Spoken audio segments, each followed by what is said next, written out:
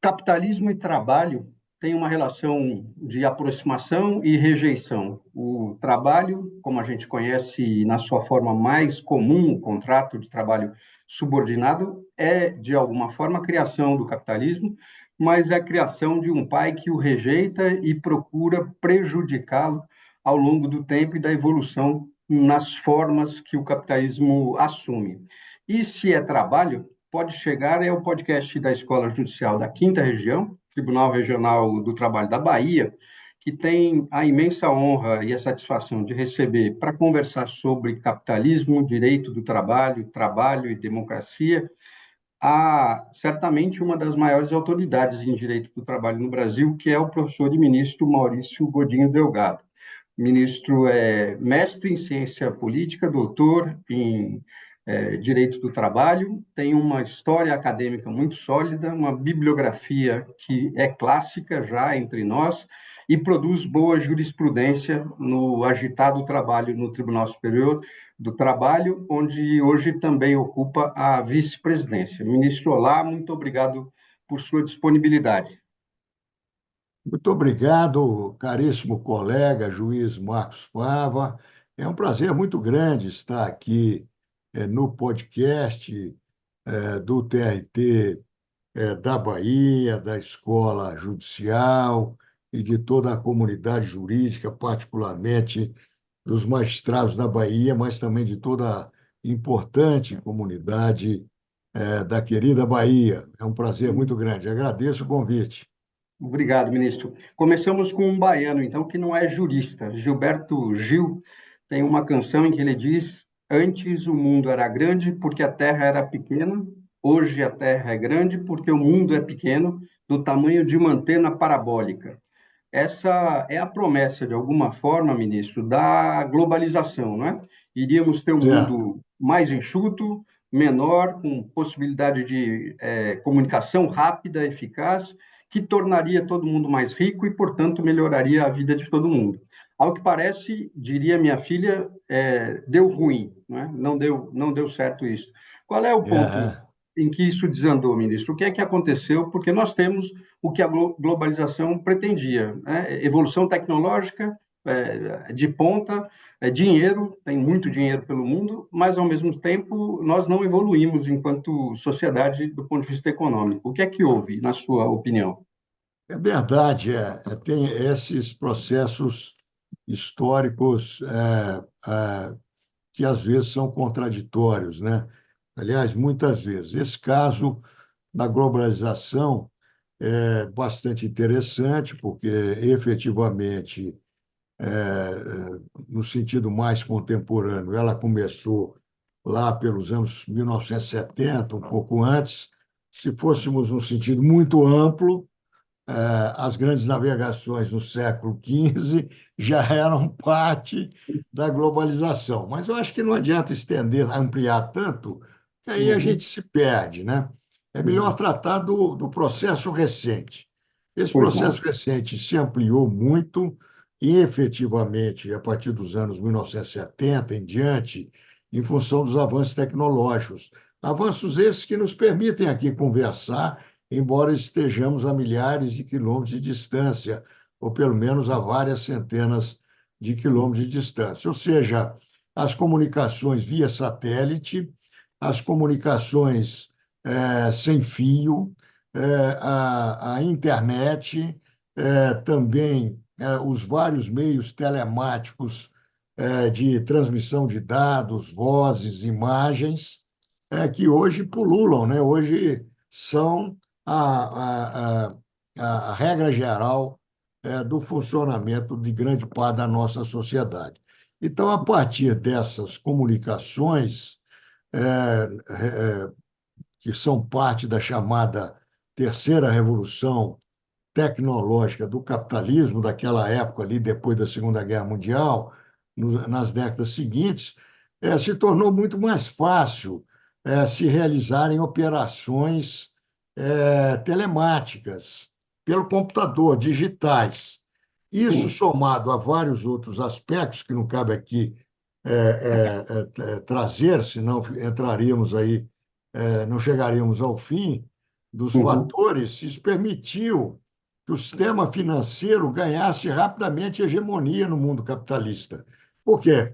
Porque um indivíduo lá em Nova York ou em Londres, que foram os centros iniciais dessa fase financeira, ele conseguia realizar uma ótima operação financeira na China.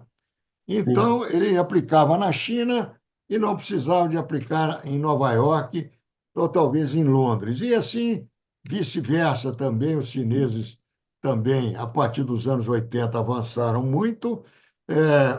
Os europeus passaram também a se relacionar mais ainda fortemente com os Estados Unidos da América e com a Ásia, e também com os países mais, digamos, mais ricos, mais desenvolvidos, embora não sejam tão ricos quanto eles aqui da América Latina, como, por sim, exemplo, México, Brasil, México, Brasil e Argentina, que são as três grandes economias latino-americanas. Então, o mercado financeiro ganhou, então, uma hegemonia muito rapidamente, porque é possível se investir no exterior, é impossível se fazer um empréstimo na moeda japonesa, que era uma moeda que ficou congelada, por incrível que pareça, 30 anos, sim. desde 1987, por aí.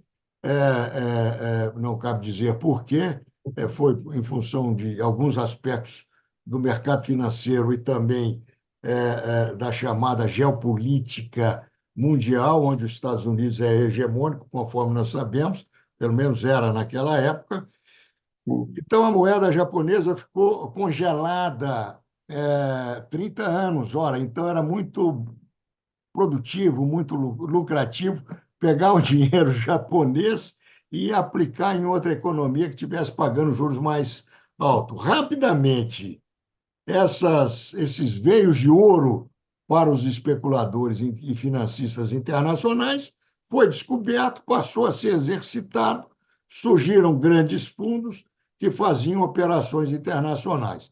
Então, essa hegemonia do capital financeiro, ela, muito bem, vai ter suas vantagens, claro, tudo tem vantagem e desvantagem, mas tem uma grande desvantagem: torna aparentemente menos lucrativa a atividade produtiva. Sim.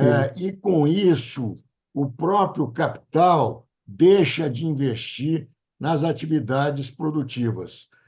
Quantos milionários venderam as suas empresas e passaram a viver de renda? Não Sim. são tantos milionários no planeta, mas os exemplos são muito conhecidos, né? Uhum. Viver apenas do mercado financeiro mundial.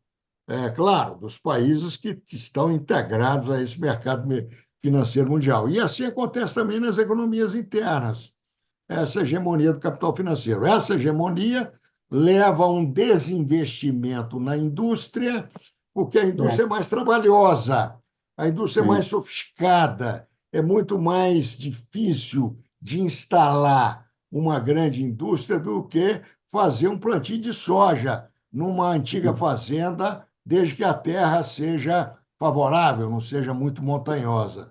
Então, vejam bem, isso é um aspecto, foi um dos aspectos que fez com que o surgimento da tecnologia e da financiarização levasse a uma desvantagem daqueles países que, infelizmente, o Brasil está nesse grupo, que não tiveram a sensatez dos seus governantes de insistirem no processo de industrialização e controlarem, de alguma maneira, sem fechar as portas, é claro, a financiarização da economia, protegerem a indústria, que a indústria produz muitos empregos, a indústria produz uma classe trabalhadora muito mais poderosa, mais organizada e com maior capacidade de inserção na sociedade.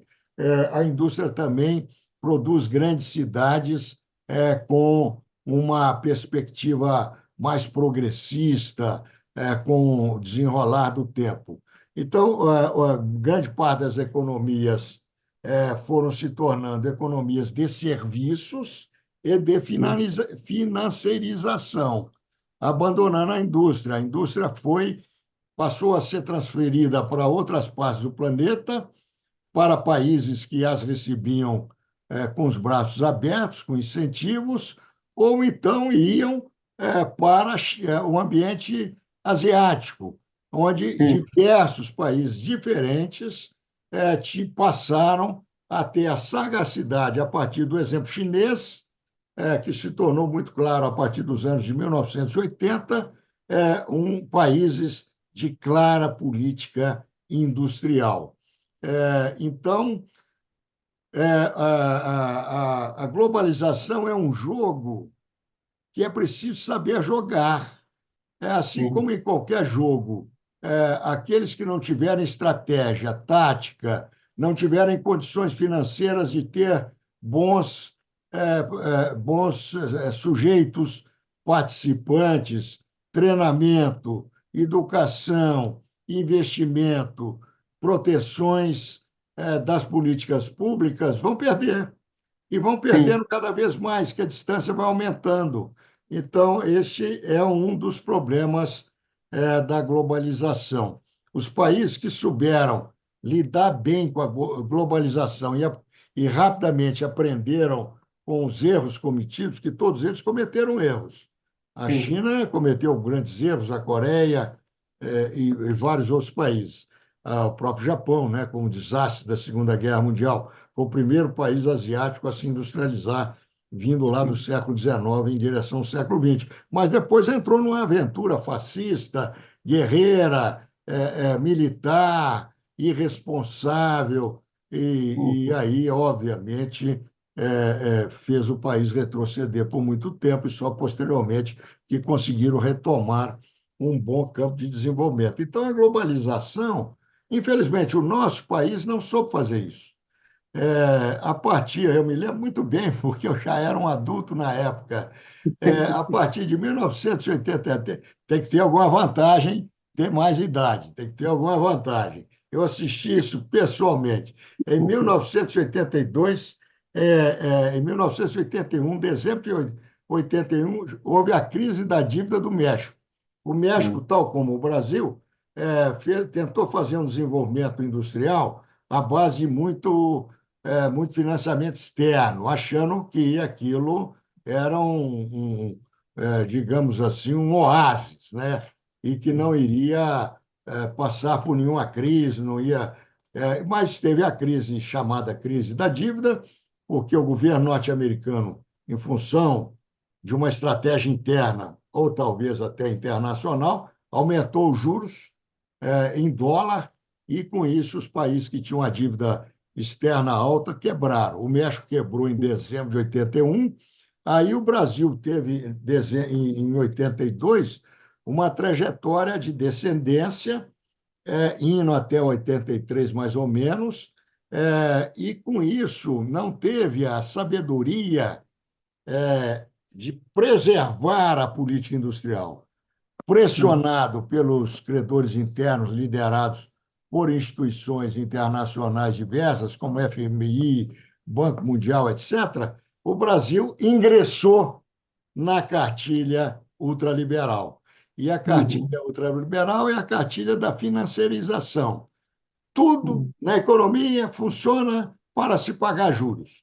O resto certo, não tem relevância.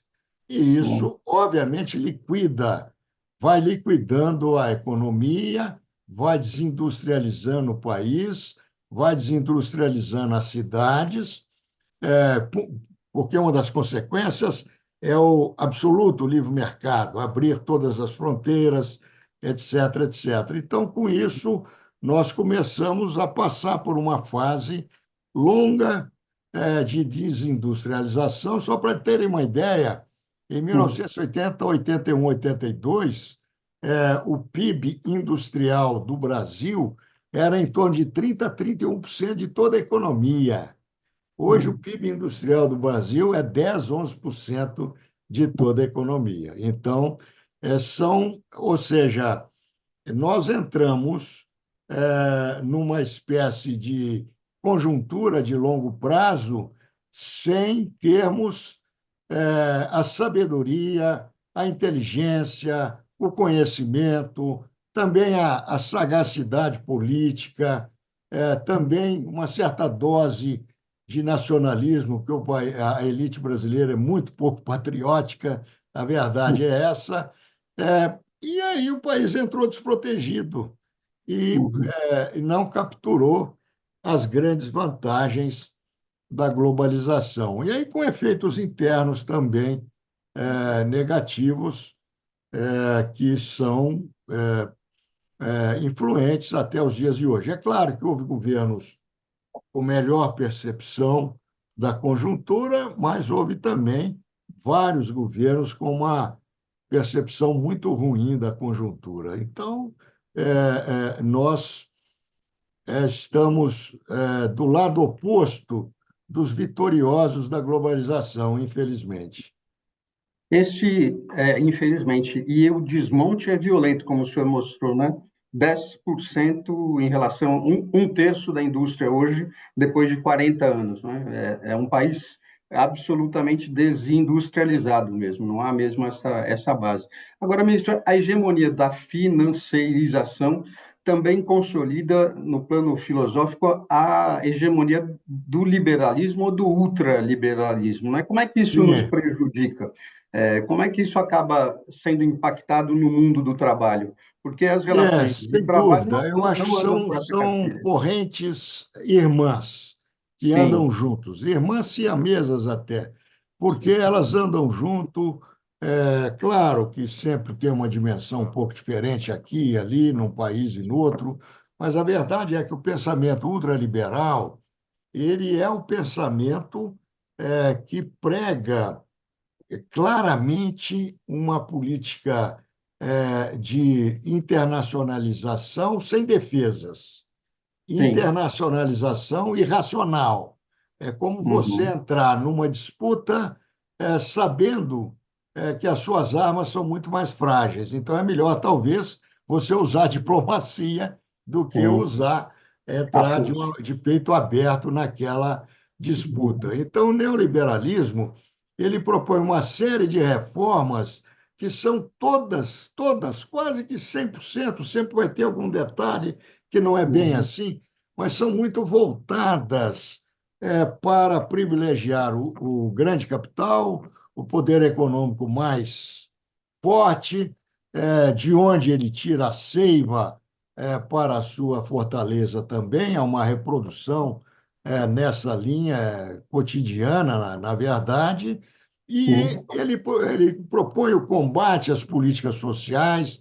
O único argumento que ele tem perante políticas sociais é um argumento de que elas custam muito caro, são ineficazes, é preciso Uhum, que as pessoas aprendam a sobreviverem sozinhas, como se elas já não fizessem isso. Então, é um uhum, discurso muito antissocial. E nesse discurso antissocial e muito mercadológico, né? Só enxergam a perspectiva do mercado, não que ela não seja importante, vejam bem, uhum, ela é importante, mas ela não pode estar sozinha. É preciso ter a uhum, perspectiva social também para equilibrar a sociedade, fazer a sociedade crescer de uma maneira mais harmônica. E, nesse contexto, o neoliberalismo propõe um combate acirrado às políticas sociais. Entre as políticas sociais, duas das mais conhecidas e que tocam na nossa área de vida e de trabalho, a nossa dimensão, são as políticas trabalhistas e as uhum, políticas previdenciárias ou de seguridade social. Então, nesse sentido, efetivamente, as correntes ultraliberais ou neoliberais, elas tendem a ser muito fortes. Não vou dizer que são sempre hegemônicas, não é isso. Elas uhum, tendem a ser muito fortes em países que entraram na globalização da maneira errada.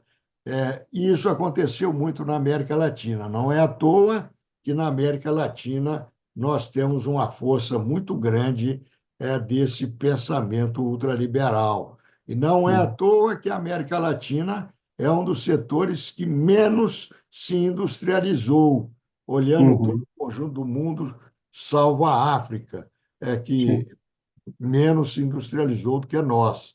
Uhum. Mas a América Latina parou o seu processo de industrialização praticamente nos anos 70, 80, 90, depende um pouco dos países, refreou bastante, entrou nessa ciranda das finanças e do combate também às políticas sociais. E isso leva a um desequilíbrio muito grande social no contexto da economia, da sociedade, das relações entre as pessoas, as relações de poder.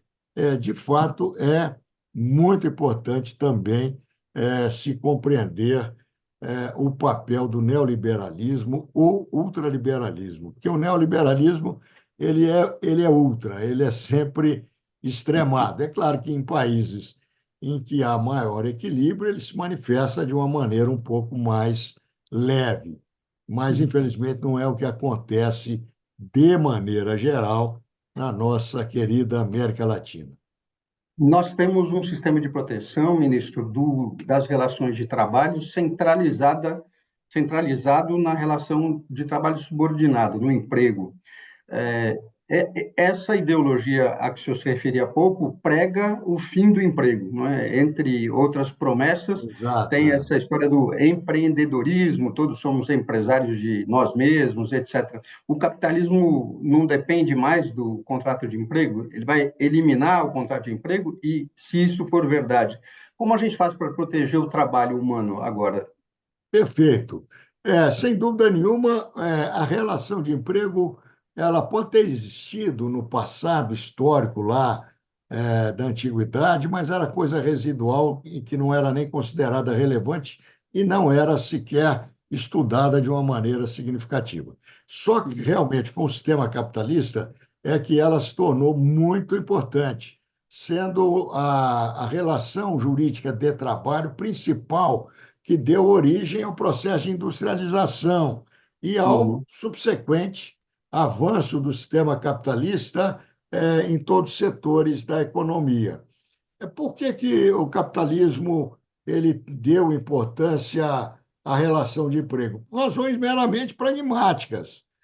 Na relação de emprego, o indivíduo era livre do ponto de vista jurídico, sim, então o tomador de serviço, que era o empregador, não tinha nenhuma responsabilidade sobre a vida pessoal dele e nem se importava se ele tinha uma péssima vida pessoal, familiar, se não tinha nenhuma proteção, ao contrário, considerava isso uma parte do livre-jogo do mercado. Ao mesmo tempo, a relação de emprego permite o exercício do poder sobre as pessoas humanas, sim, viabilizando a criação de um sistema de trabalho que combinava essa relativa liberdade do ser humano, o fato dele não ser exatamente um servo da gleba, não ser um escravo. Eu estou tomando um exemplo europeu, só, sim, depois chego no Brasil rapidamente, com também uma forte hierarquia de poder que era sim, sufragada pela ordem jurídica da época, que era o liberalismo civilista do direito civil, que dizia que as relações eram pactuadas livremente entre as pessoas, não importa se uma tem muito mais poder que a outra. Do ponto sim, de vista jurídico, elas eram consideradas iguais, o que não era verdade, todos sabiam sim. disso, mas isso significava que o direito sufragava uma relação desigual de poder. Então, por essa razão que a relação de emprego ela cresceu muito no capitalismo, ela foi muito útil no sistema industrial, no sistema da prestação de serviços, da área de serviços, como escolas, saúde, bancos e outras formas de prestação de serviço, comércio, né? Também na área financeira, que é um nicho de uma área de prestação de serviço, mas que ganhou depois assim uma dimensão muito própria, porque é muito forte. Uhum, Então, a relação de emprego também no campo ela permitia também esse exercício vertical de poder com muita eficiência sobre as sim, pessoas humanas. Por isso é que ela era considerada muito útil, muito prática, talvez a melhor fórmula que se imaginou para se exercer poder por alguém, sobre alguém sem ter responsabilidade sobre a vida pessoal desse alguém, né? é, É claro que aqui nas Américas, onde os colonizadores europeus criaram um regime escravagista terrível e muito amplo, e que durou vários séculos, o Brasil é um exemplo disso. Os trabalhadores escravizados, as pessoas humanas escravizadas também ingressaram no sistema capitalista, porque afinal eles é que trabalhavam na produção dos produtos naturais, sejam agrícolas, sejam minerais, que eram extraídos e remetidos a preços baratíssimos para a Europa, enriquecendo o capitalismo europeu. É uma peculiaridade das Américas, das Américas em geral, porque houve escravidão também no sul dos Estados Unidos da América, o que significa que não há incompatibilidade nenhuma entre a escravização de pessoas humanas e o capitalismo. É uma questão sim, só de peculiaridade histórica, porque no caso europeu, a escravidão acabou lá pelo século V depois de Cristo, sim, ano 400 e tanto, 500 e uhum, tanto depois de Cristo. E o capitalismo começou a surgir a partir do século XVI e XVII. Então, quando o capitalismo, pelo menos o industrial, surgiu, a Europa estava 1000 anos sem sem escravidão, escravos. em regra Uhum, geral. Então, era outra realidade. Era outra realidade. Daí que surgiu a relação de emprego clássica com a base do trabalho livre. Mas nas Américas, com a colonização, ocupação e colonização europeia, a escravidão chegou logo.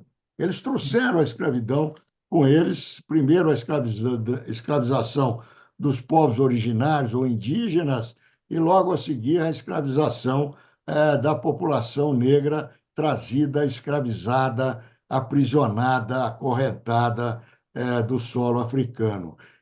Então, aqui nas Américas, nós temos que encaixar a escravização como parte do sistema capitalista, sim. Mas sim, essa realidade não tinha na Europa Ocidental. Muito bem. E a crise da relação de emprego? Ora, vejam bem, só que os trabalhadores aprenderam com o tempo, com a sua organização, com seus movimentos sociais, a se defender. Eles sim, passaram a compreender como funcionava o capitalismo e passaram a se organizar coletivamente e a pressionar o Estado e também os empregadores a fazerem concessões de direitos, regularem a jornada, regularem o salário, regularem o trabalho noturno, proibir o trabalho perigoso ou então sobre-remunerá-lo de alguma maneira, com adicionais. Em suma, dando origem ao chamado direito do trabalho. O direito do sim, trabalho surgiu de duas grandes fontes: a pressão obreira, de um lado, e a estratégia do Estado, de outro lado, que era um Estado capitalista, um sim, Estado vinculado ao poder econômico, então, dominante, mas que queria também evitar revoluções internamente. E para sim, evitar revoluções, só tem dois caminhos. Um é a repressão absoluta, que uhum, pode instigar revoluções, uhum, como a história mostra isso várias vezes. Ou então fazer políticas públicas que minorem um processo de desigualdade na sociedade. Então, o direito do trabalho é fruto da conjugação dessas duas dinâmicas. Uma foi mais forte num país, outra foi mais forte no outro país, mas ambas resultaram no direito do trabalho. Só que, passados 150 anos dessa fase uhum, na Europa, que a gente tem um marco interessante, que é o ano de 1848, que foi a criação do primeiro Ministério do Trabalho na França, numa sim, revolução. Foi a primeira vez que se falou em duração do trabalho de 10 horas ao dia, ou até 8 horas ao dia, embora ela não tenha sido efetivada, onde na Inglaterra surgiu uma carta de direitos, que não foi efetivada, mas de reivindicações, não só políticas eleitorais, mas também tipicamente trabalhistas. Então, é um belo ano para mostrar o início de um processo muito forte de organização dos trabalhadores. E esse processo de organização deu origem aos chamados sindicatos ou entidades sindicais, e logo a seguir deu origem a partidos trabalhistas, Sim. partidos com formação trabalhista, operária, de trabalhadores, então partidos realmente populares. E Uhum. essa conjugação de forças onde nós podemos colocar também, logo a seguir, o movimento das mulheres pela igualdade, por exemplo, falando aqui da Europa, não querendo dizer que não chegou no Brasil, mas não dá para falar de tudo ao mesmo tempo. Claro, claro. Essa conjugação de forças deu origem a um direito do trabalho muito forte, que foi reconhecido depois internacionalmente com o constitucionalismo social da segunda década do século XX e com a Uhum. criação da OIT em 1919. Então, nós temos aí um processo que vai fazendo com que a força de trabalho encontre caminhos de se proteger, Sim. conquistando direitos. Então, vamos dizer, o trabalho humano passa a ser mais valorizado, mais protegido. E sob a cabeça, e para a cabeça de um calculista do capitalismo, mais caro também, mais Certo. caro.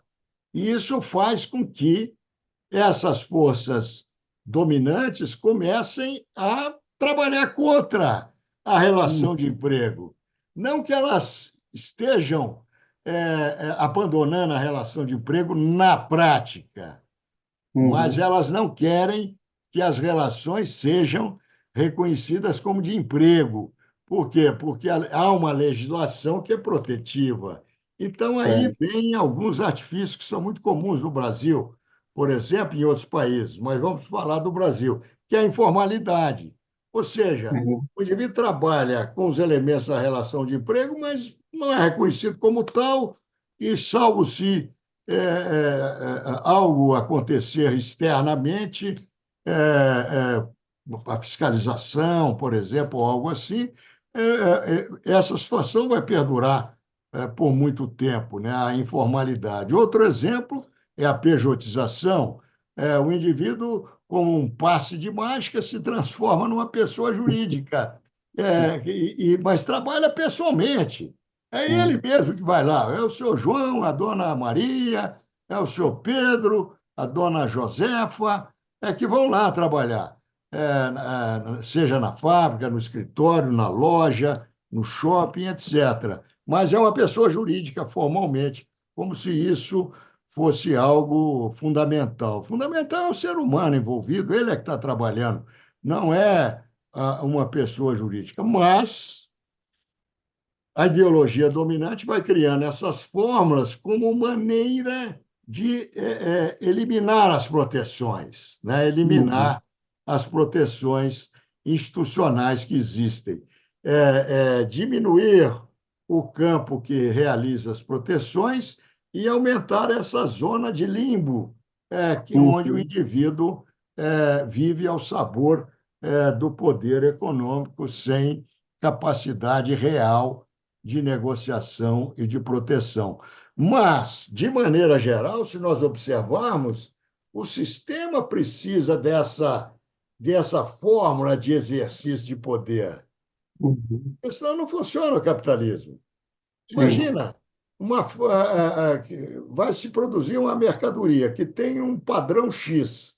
Esse padrão tem que ser relativamente uniforme, senão a clientela vai falar: olha, o que que aconteceu com o sapato? Eu compro um sapato e o resultado é totalmente diferente, né? Então, Uhum. o capitalismo funciona, e nisso ele é inovador, com produção em massa. Mas essa Sim. produção em massa só convence a clientela porque ela é muito igual. Ela tem assim as características centrais são iguais. Não é aquela cada um faz de um jeito. Então só se consegue essa uniformização e essa alta qualificação dos produtos com uma certa disciplina, com uma certa hierarquização, com uma certa direção, supervisão. Senão, Uhum. cada um faz de uma maneira e o empreendimento capitalista não vai dar certo. Então, na verdade, nós temos que separar aí o joio do trigo. Perfeito. Existem, sim, situações em que há novidade mesmo, mas essas situações continuam a ser pontuais. Uhum. Elas não são a regra geral do sistema. E existem situações que aí vem o joio, em que fórmulas criativas ou não, porque eu não Uhum. acho a informalidade criativa, a Uhum. informalidade é simplesmente um descumprimento da lei, né? Mais Uhum.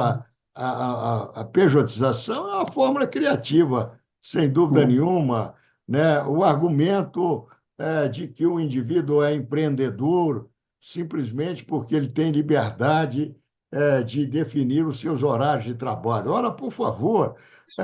o vendedor externo, viajante, sempre teve liberdade de definir seus horários de trabalho e nunca se discutiu tanto que ele não pudesse ser empregado. Ele, inclusive, é previsto até na antiquíssima CLT, Uhum. sem problema nenhum, vendedor viajante.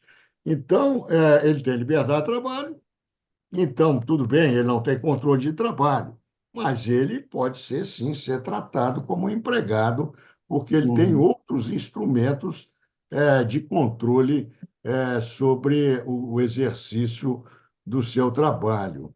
Então, efetivamente, eu não creio que o capitalismo tenha abandonado a relação de emprego. Inclusive, nos países asiáticos, de Uhum. maneira geral, a relação de emprego é, é muito forte. Lá tem fábricas com 100 mil trabalhadores, ou até mais do que isso, Uhum. parecendo as antigas fábricas que tinham no Brasil até os anos 70, não é Uhum. verdade? Verdade. Por quê? Porque é a forma que aquelas economias têm de fazer uma produção em massa super competitiva que vai dominar o mercado mundial. Então, acho que efetivamente essa fórmula continua a ter importância. Além disso, dados da OIT dizem, recentes, de 10 anos atrás, pelo menos, Uhum. dizem que, informam que na Europa Ocidental, pelo menos nos países que ficam mais ao centro e ao norte, cerca de 80% da população economicamente ativa, excluindo os desempregados, que não são um número tão grande assim, Uhum. são regidos por um sistema jurídico protetivo, seja o sistema privado, que é o trabalhista, que nós chamamos de trabalhista, seja o sistema público que nós chamamos de direito administrativo, que é também protetivo. Então, mostra que não é assim que o fim da relação de emprego. Eu acho que é mais um discurso para justificar a precarização de maneira geral, mas não vou dizer que não exista nunca, né? Entendi. E qual é, ministro, a sua perspectiva para a função do judiciário trabalhista neste espaço do limbo, né? A gente deve jogar a toalha e aceitar essa criatividade do capitalismo, ou, ao contrário, o juiz do trabalho, a justiça do trabalho, deve se aferrar a continuar reconhecendo essa forma de trabalho humano como a principal e, portanto, estendendo a proteção a quem estiver fora dessa proteção. Eu creio que o juiz do trabalho ele faz o concurso para exercer o seu papel, né? O papel do juiz do trabalho é resolver conflitos no mundo do trabalho, né? Na sociedade, na economia, no que nós chamamos de universo do trabalho humano, aplicando as fórmulas existentes na Constituição da República, nos documentos normativos internacionais pertinentes, em geral, aqueles que tratam de direitos humanos sociais, onde Uhum. se enquadra o direito do trabalho, e na legislação trabalhista, né? Agora, é claro, o juiz, como ele enfrenta um caso concreto, ele vai examinar se naquele caso concreto, observando as regras processuais, é claro, esse é o papel dele, ele vai examinar se prevalece ali prevalecem os elementos da relação de emprego ou não. É claro Uhum. que é, ninguém está defendendo, por exemplo, decisões exageradas em Claro. qualquer direção. Por exemplo, eu dou um exemplo que eu gosto de dar, talvez não seja o melhor, mas talvez funcione. Vejam bem, quando se discutia a terceirização, agora o Supremo criou uma nova jurisprudência desde 2018, mas Sim. a jurisprudência trabalhista era firme que não valia a terceirização na atividade fim, porque isso era uma forma de mascarar, de A esconder a relação de relação emprego. de emprego. Sim. Essa forma criada pela jurisprudência era muito sábia, porque ela dava conta de grande parte das situações, né? Nós sabíamos disso. É, Entretanto, existiram decisões que exageraram. Eu Uhum. vou dar um exemplo. Uma grande empresa agrícola, né, do chamado agronegócio na expressão de hoje, ela Sim. talvez uma, duas vezes por safra, ela tem que contratar um avião, um aviador, por uma empresa especializada, para fazer a pulverização com remédios e outros produtos lá, fertilizantes, etc., etc., na sua plantação. E ela contrata essa empresa, já conhece, contrata o indivíduo, vai lá, passa uma semana fazendo, colocando lá os produtos na plantação, que o Brasil tem enormes fazendas em todo o centro-oeste, em todo o norte do país e uma parte do nordeste também, Uhum. sem contar outros estados em que tem menos esse perfil. Mas Minas Gerais também, em certas áreas de Minas Gerais. Então, o Brasil é um país quase continental. Mas houve decisões que diziam que esse piloto do avião era uma fraude. Ele era, Uhum. na verdade, empregado da fazenda. Por quê? Uhum. Porque se não tivesse essa pulverização, a fazenda, a produção da fazenda ia sofrer, ia minguar, etc., etc. Então, ele era fundamental para o bom Uhum. funcionamento da fazenda ou do agronegócio. É um exagero, né? Salta aos olhos que isso é um exagero, porque esse é um trabalhador hiper especializado, ele trabalha para o dono do avião, para a Uhum. empresa de aviação. Essa empresa de aviação, numa época, fica lá no Centro-Oeste, na outra época, ela vai para o Rio Grande do Sul. Estou assim, exagerando o exemplo, na outra época, ela Claro. vai para o Paraná, ou para o interior de São Paulo. Então, vejam, então eu acho que o fato de ter o mau uso de uma fórmula jurídica interpretativa não invalida a fórmula jurídica interpretativa.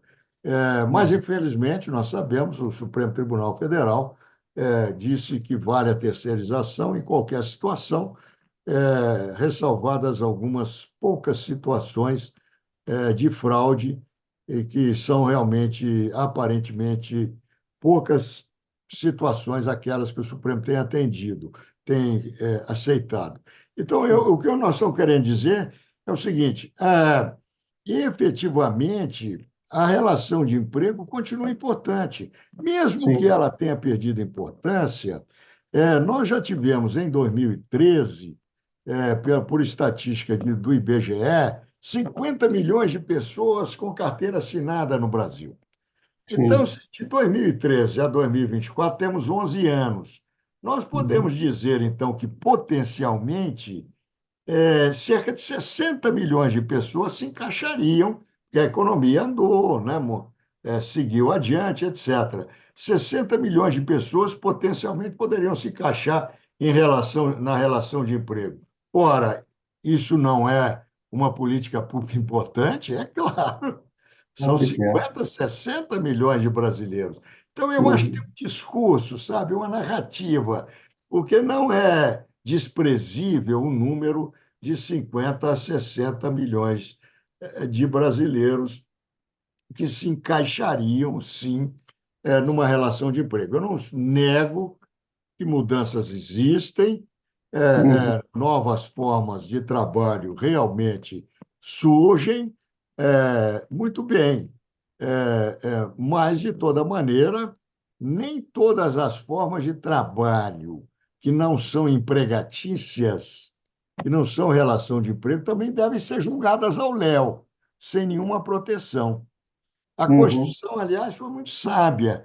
No artigo 7º, 34, o que é que ela disse? Ela disse que ao trabalhador avulso, o qual incontroversamente não é empregado, sim. deveriam ser estendidos todos os direitos trabalhistas. Está lá no artigo 7º, 34 da Constituição. Então, é claro, os avulsos portuários, avulsos marítimos, não são Uhum, tantos trabalhadores assim no nosso país. Talvez sejam 100 mil ao longo de toda a costa brasileira. Eu não me arriscaria a definir um número, mas acho que não passam de 100 mil, não. Mas, de toda maneira, é, um pouco mais ou um pouco menos, são pessoas humanas que vivem do trabalho, né? claro. Então, a Constituição acertou quando tomou essa decisão. Eu não vejo por que também não se estender algumas normas protetivas, mesmo que não sejam todas, Uhum. como políticas públicas, a outros setores que vivem do seu trabalho, mas que não se encaixam com perfeição dentro da relação de emprego. Acho que é uma escolha de política pública. Muito bem. Ministro, muito obrigado pela sua disponibilidade. Foi muitíssimo interessante ouvi-lo, muito rica a sua exposição e vai nos ajudar certamente a pensar este momento complexo, de transição permanente do capital. Muito obrigado, ministro, pela sua Muito participação. obrigado, agradeço e o meu abraço ao caro colega Marcos Fava e a todos os colegas magistradas, magistrados, procuradores, procuradoras, advogadas, advogados, estudantes, professores e a comunidade jurídica da Bahia e do nosso querido Brasil. Muito obrigado.